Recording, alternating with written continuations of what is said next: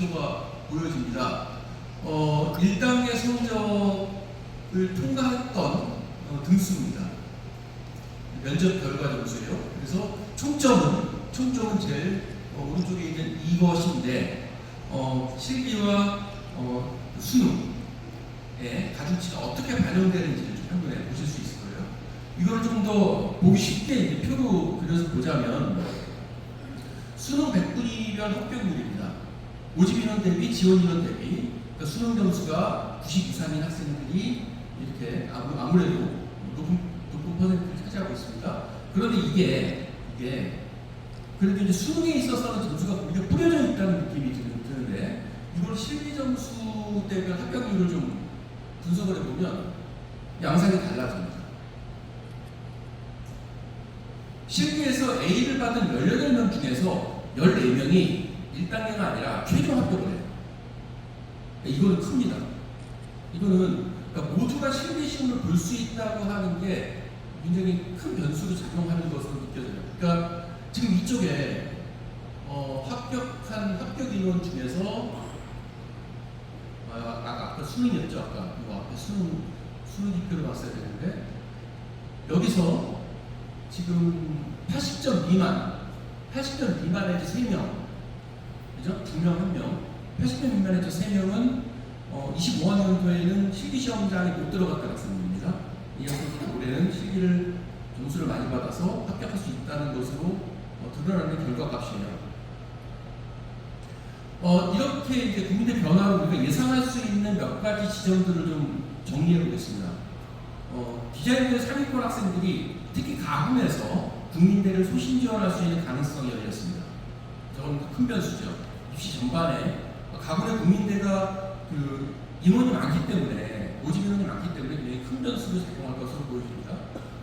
그리고 그러니까 그거에 맞물려서 당연하게도 국민대 실기 시험 준비를 하는 기초소양 과목이 좀 늘어나고 기초지행 파트가 좀 줄지 않을까라고 예상합니다. 근데 이게 이제 실질적으로 인원이 막 몇십 명, 몇백 명이 막 변하지는 않아요. 그러진 않는데 몇백 명이 지원 인원이 줄거나 그러지는 않습니다. 그러나 현장에 계신 선생님들은 느끼실 거예요. 상위권의 몇 명만 달라져도 판도가 달라지죠. 실제로. 그러니까 예를 들어 우리 학원에서 실기가 가장 잘하는 아이들 몇 명을 성적이 애매해서 기초디자인 훈련을 시키고 있었는데 이거는 그러면 국민대 준비가 가능하다는 얘기야. 그래서 얘네들한테 기초수양을 시키면 그 실기 반의 구성이 달라지죠. 그런 현상을 말씀드리는 겁니다. 그래서 상위권 학생들, 실기 상위권 학생들이 기초소양 쪽으로 이렇게 많은 흐름이 생긴다면 기초디자인 파트가 조금 줄어들지 않겠느냐라고 하는 예측이고요. 그리고 수능이 높은데 실기가 약했던 학생들이 조금 어렵지 않을까. 이 현상이 좀 치인다고 그러죠, 우리가. 이런 현상이 예상이 됩니다. 그리고 그 면접 대비를 위한 문제풀이 연습이 필수가 되겠습니다. 국민대를 의시한다면 1단계를 통과하고 면접에서 당락이 결정되니까요. 자, 홍익대 변화는 홍익대는 전형 명이 되어 있습니다. 실기 실적 전형에서 또 한 번 미술 우수자 전형으로 변했더라고요. 이런 거는 사실은 우리가 디테일하게 검토하지는 않으실 텐데 저는 저게 보여요. 저게 뭐냐면 과거에 학생부 종합 전형이었어요. 학생부 종합 전형이었다가 실기 실적 전형으로 바뀌었다가 2년 뒤에 다시 올해 미술 우수 전형으로 전형명이 바뀌는 겁니다. 이건 뭘 시사하는 거냐면 더 이상 학생부 종합 전형이 아니라고 하는 일종의 발표인 셈이죠. 그러니까 아마 일선에서 느끼실 거예요. 지금 홍대 준비하는 학생들이 면접 보고 와서 문제가 어려졌다는 얘기를 많이 합니다. 그리고 결과를 봤을 때 그 학생부 성적만으로 붙는 느낌이 아니죠, 요새. 최종 면접을 잘 봐야 면접고사장에 가서 아이디어 스피치를 잘 해야 그리고 그것에 대해서 면접을 잘 치러야 합격하는 것으로 느껴져요. 그러니까 무슨 말씀이냐면 실기 변별력이 높아졌다. 수시에서 면접 비중이 높아졌다라고 보는 게 맞고요. 그래서 이제는 홍대는 비실기라고 보기 좀 어렵습니다. 실기를 아예 경험하지 못한 학생이, 실기나 경험치가 아예 없는 학생이 응시에서 면접을 치를 수 없어요. 불가능합니다. 올해 가장 큰 변화는 이거예요. 교과 활동이, 작년까지는 교과 활동이 학기와 과목을 한 칸씩 쓸 수 있게 되어 있습니다. 그럼 1학년 1학기 미술, 그럼 그게 한 칸입니다. 1학년 1학기 미술 시간에 한 칸 들어가죠. 2학년 1학기 국어, 2학년 1학기 국어 시간에 시화전 제출했던 거 활동했습니다. 그게 한 칸이 들어가죠. 이런 식이었는데, 올해는 드로잉, 조형, 매체, 감상, 진로 중에서 이 5가지의 범주로 교과 활동을 구조화해서 쓰라고 발표를 했어요. 근데 이제 그러면 교과 활동을 이렇게 쓰라는 거는 비교과에서도 우리가 분류를 하죠. 비교과에서도 뭐 동아리 활동, 자율 활동, 진로 활동, 전시 활동 이렇게 분류를 하는데, 그러면 교과도 비교과처럼 쓰라는 얘기냐? 이것 혼란이 있을 수 있습니다. 그래서 제가 이건 가장 최신 뉴스예요. 어저께 제가 하게 됐어요. 어저께 제가 이 강의 준비하면서 이 부분이 궁금해서 어저께 제가 직접 학교 측에 입학 담당자하고 통화를 했는데, 미술활동 보고서 작성하는 방식은 똑같아요. 그러니까 홍대 미술활동 보고서 작성할 때 보면 학기와 과목을 고르는 건 객관식이죠. 내가 입력하게 안 되어 있습니다. 클릭해서 고르게 되어 있는데 1학년 1학기, 2학년 1학기 이거 똑같습니다. 그 다음에 과목도 똑같아요. 그러니까 교과 활동을 작성하는 구조가 바뀐 건 아니고요. 교과 활동의 내용을, 교과 활동 내용을 요 5가지 분류로 만들어 주십시오라고 하는 레퍼런스입니다. 이해되시죠? 네, 그렇게 해서 학생들, 홍대 준비하는 학생들 미술활동 보고서 지도하실 때 참고하셔서 요 5가지 분류 중에서 어느 분류에 이 과목이 해당될 것인가, 요거를 좀 구조화할 필요가 있겠습니다. 그러니까 간혹 학생들 경우에 한쪽으로만 치우치는 것 때문에 아마 이런 지침을 좀 준 것 같아요. 학생들에게 다양한, 교과에서도 좀 다양한 항목들을 좀 만들어 달라고 하는 이야기겠죠. 그리고 이게 그러다 보니까 당연하게 비교과 활동과 어떻게 연계되어 있느냐가 중요한 이슈가 될 것 같습니다. 그래서 교과 비교과의 연계도가 중요한 지표가 되지 않을까 예상을 합니다. 자, 이렇게 홍대 변화에 대한 예상도는, 자, 교과 작성 방법이 변해서 아까 금방 말씀드렸듯이 학과 연계 활동, 교과와 비교과의 연계 활동이 중요해졌다, 더 중요하게 검토해야 한다고 하는 측면이 부각되고요.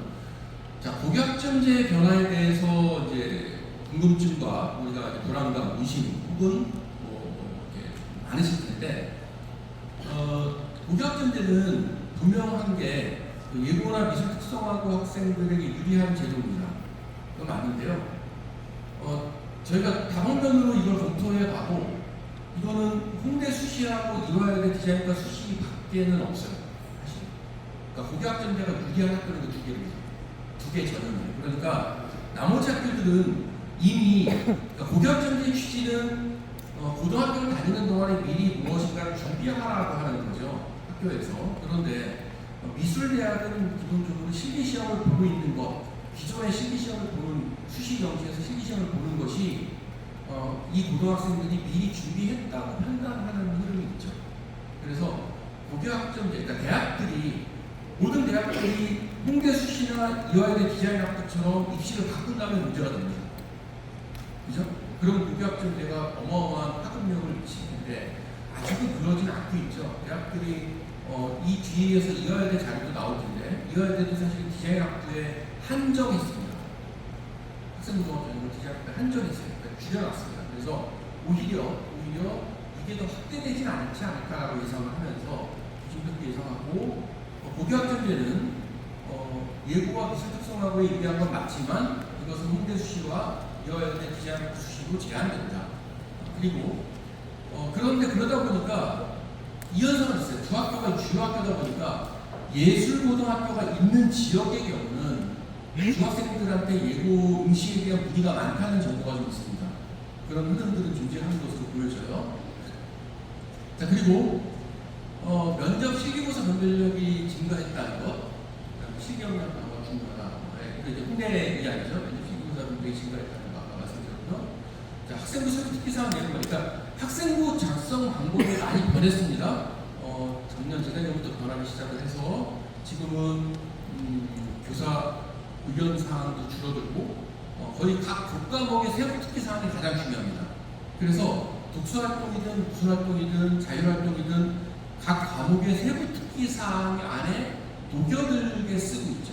그러니까 세부 특기 사항을 내가 어떻게 작성할 것이냐가 중요합니다. 그리고 이거는 여담으로 하나 더 알아두실 게 최근에 제가 그 접하는 정보에 의하면 그 담임 선생님들이 그 고등학생들에게 그 세부 특기사항, 그러니까 자기 생기부의 작성 내용을 그 열람시킬 때, 학기 말에 열람시킬 때 조금 태도가 변했어요. 옛날에는 이렇게 꼬리표처럼 유인물, 그러니까 출력된 것도 주고 혹은 캡처본도 카톡으로 던져주면서 자, 너의 생기부 내용을 검토해보고 이상 있으면 혹은 고치고 싶으면 컴플레인 해라라고 이제 피드백을 받았는데 최근에 제가 작년부터 드는 생각, 그러니까 들리는 얘기가 아예 그런 피드백을 위한 자료를 출력물로 안 줍니다. 그러니까 담임님 앞에서 학생 불러서 컴퓨터 모니터 같이 보면서 또 봐봐 괜찮지? 오케이 패스 이렇게 하고 있어요. 무슨 말씀이냐면 학생이 미리 내 생기부가 어떻게 쓰여질 것이라는 것을 미리 예측하지 못하고 있으면 담임선생님 앞에 가서 모니터 보면서 확인 못합니다. 그죠? 그 현장에서 이거 빠졌어요 라고 얘기 못하죠. 그래서 미리 예측하고 있어야 돼요. 내 생기부에 이 과목에서 이게 쓰였을 것이다. 그리고 각 과목 선생님들께 자기가 한 미술활동 이걸 반영해 주십시오라고 미리 관리해 가야 합니다. 그래서 이 부분은 사실 우리 미술학원 선생님들이 해주실 문제라고 봐요. 이 과목은 각 과목 학생이 지금 미술하고 있는 과목들 점검해서 각 과목의 세부 특기 사항은 이렇게 관리해 가라. 홍익대 준비하는 학생이라면 이런 관리가 필요하다는 말씀입니다. 자, 이화여대도 변화가 있습니다. 이화여대는 조형미술하고 섬유 패션, 순수 파트가 정원 100%를 정시로 뽑습니다. 수시가 없어졌습니다. 그리고 디자인학부가 좀 변경이 있어요. 디자인학부가 정시 전형에서 전형 방법을 2개로 나눴어요.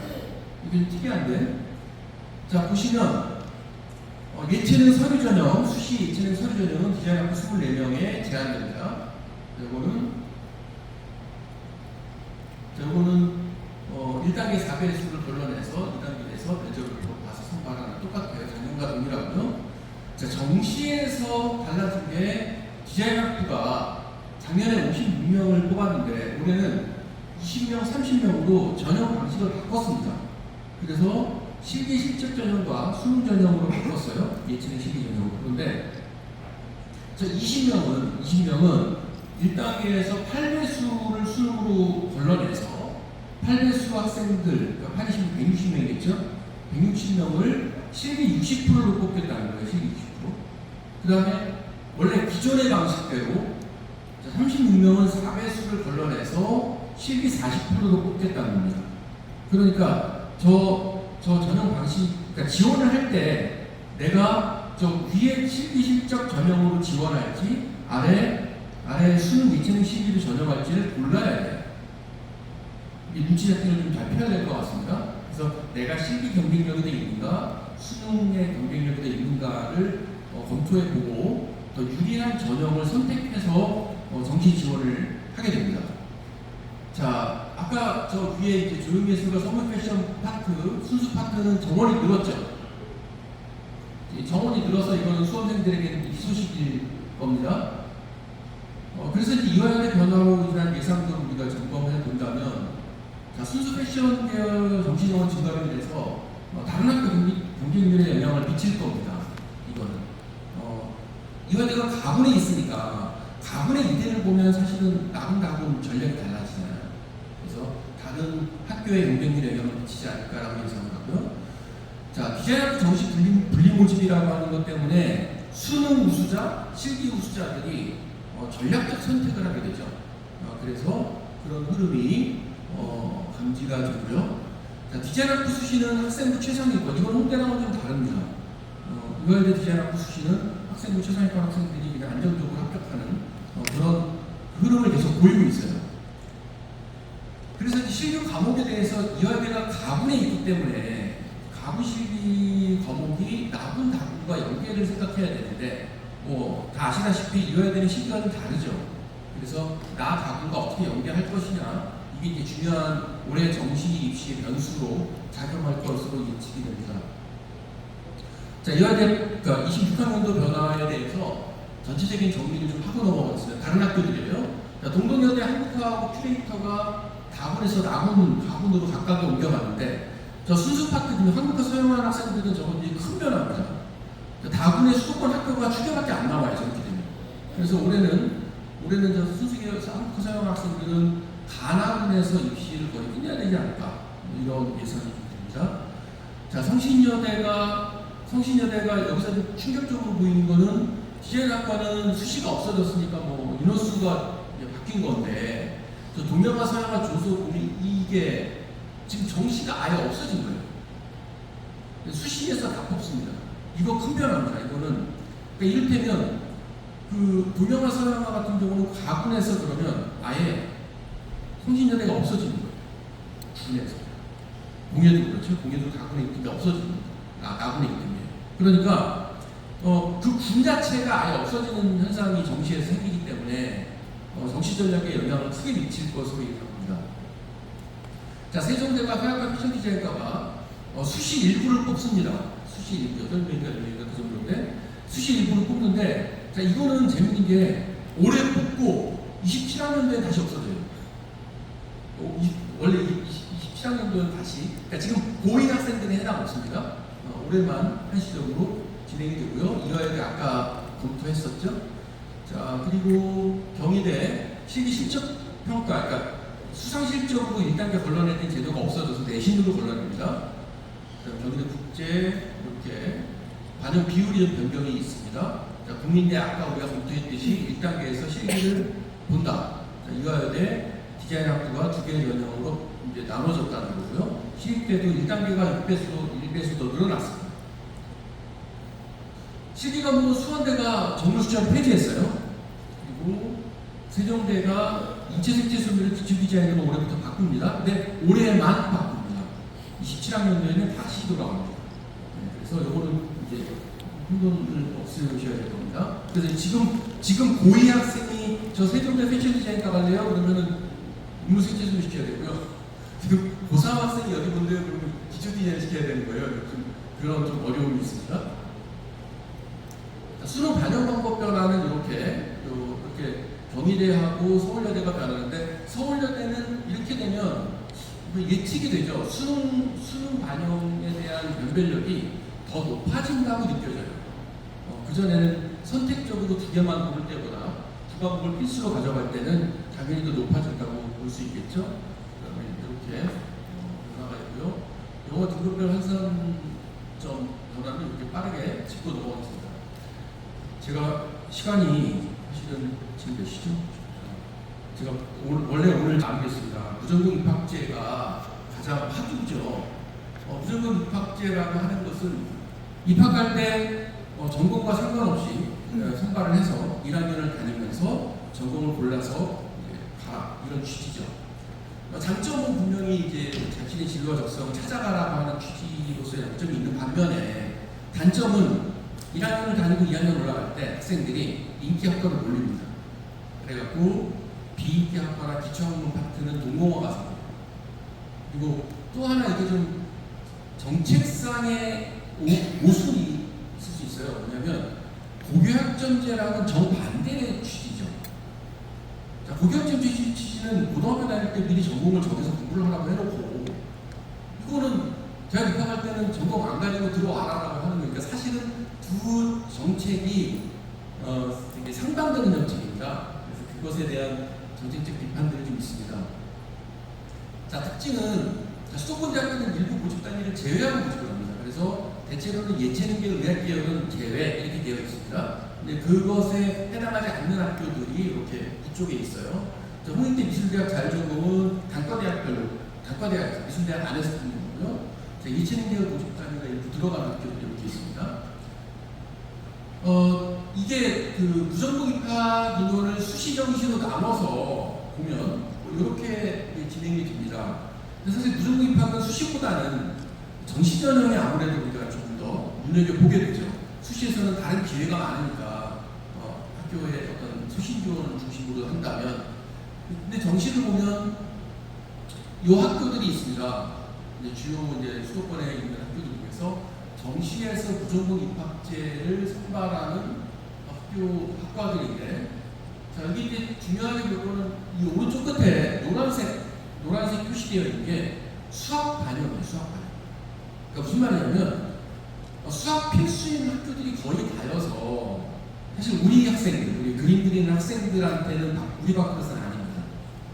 그래서 여기서 우리가 뒤에서 볼 거는 중민대하고 홍대 정도일 거예요. 가 되지 않을까.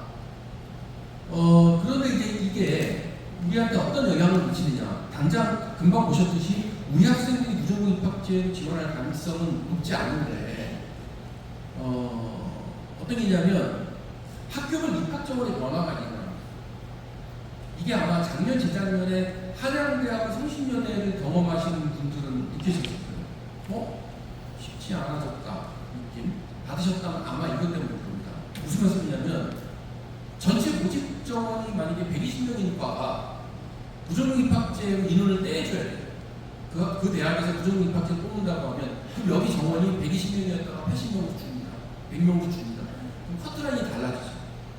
그 대표적인 게 작년에 성신여대가 그 전에 정시에서 15명 뽑는 거를 7명으로 줄였어요. 그러니까 7등으로 합격하느냐 15등으로 합격하느냐 완전히 다른 문제잖아요. 그죠? 15등으로